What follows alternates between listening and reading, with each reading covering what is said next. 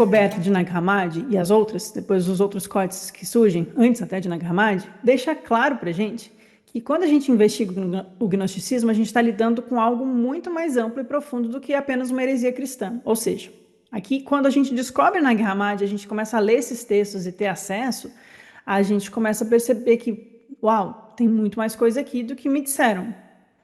Olha, aqueles que reescreveram para atacar os gnósticos, eles tinham um viés. Olha só, agora eu estou vendo o outro lado da história.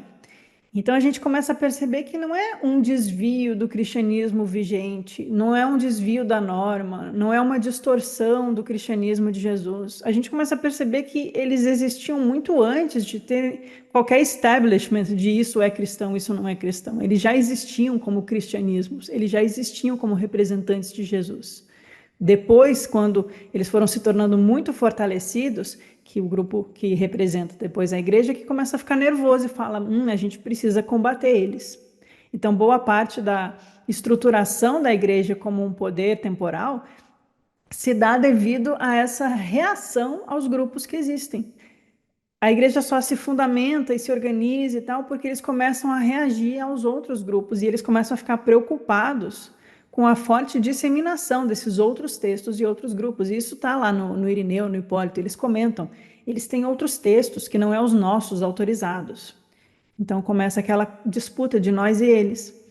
Mas Nag Hammadi permitiu agora a gente perceber a riqueza filosófica, cultural, religiosa e espiritual que existe daquilo que foi chamado de gnosticismos.